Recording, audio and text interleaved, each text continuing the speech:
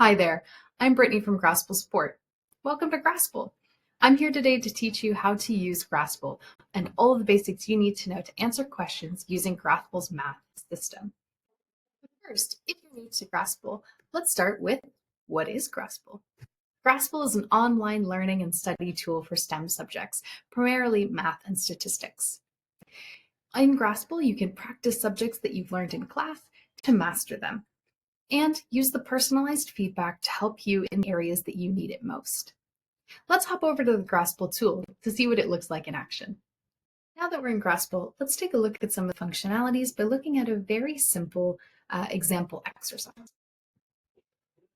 Here's our example exercise. Now you may notice all of these funny little symbols around the entry box. Take a look at what some of those mean. Grasple gives you the option to use both LaTeX and the buttons that you see surrounding the entry box. What do each of them do? Some of them are pretty self-explanatory, others maybe not so much. One example, for example, the square root function. We can make it appear by clicking on this button here. The other thing that we can do is we can use the LaTeX, which would be square root. Hit enter, and now we have the LaTeX version. We then, in this box, type our number, and it will calculate the correct. Complex math, you may get some special letters like I, E, or pi. Grasple recognizes these special characters. You can type an imaginary number by typing a capital letter I, understood to be imaginary number. You can also type E for Euler's number. And for pi, you should select it from this special characters drop-down menu. It's very important to remember that you should not copy and paste symbols from the internet into the Grasple math tool. It will not understand them. Instead, you should make sure that you're using the correct symbols found here, here, here, etc.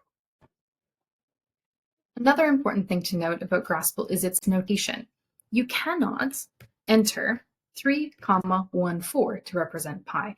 Grasple doesn't understand what the comma means. Instead, you should use decimal notation, 3.14 instead. To write absolute values, you should enclose the expression with vertical bars.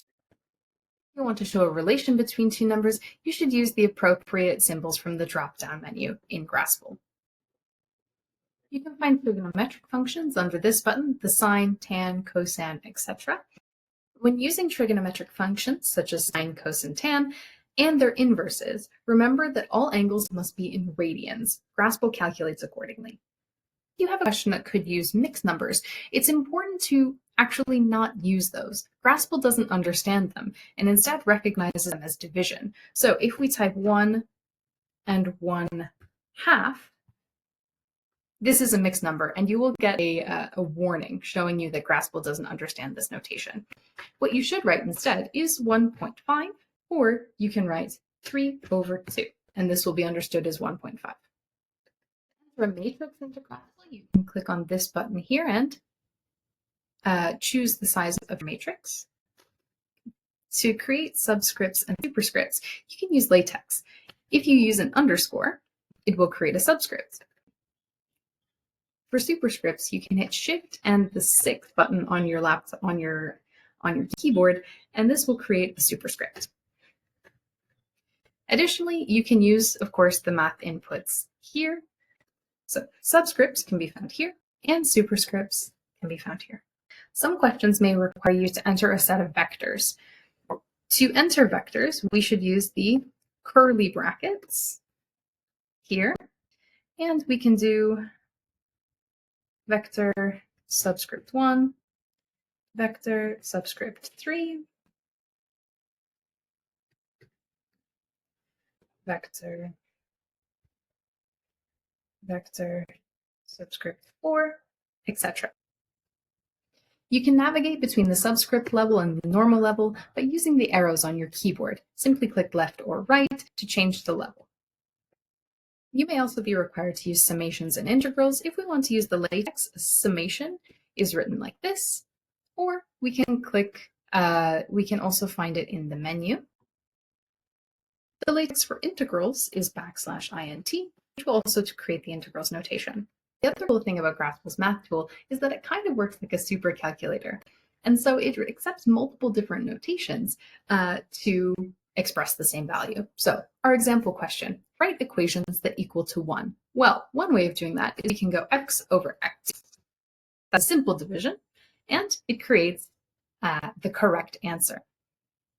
The other possible correct answers appear below, so cosine 0 or the square root of 1. Grasple's math system recognizes them all as 1. But what happens if I do it incorrectly? And let's say I put 3 over 5 instead. Okay. The nice thing about Grasple is that it's designed to give you immediate and actionable feedback so that you can learn from your mistakes. So if we look at the feedback on this question, x over y does not equal 1. That's a division. How can we change the denominator to make the division equation equal to 1? So denominator in this case, we would change it to 3. And we see once again the correct answer.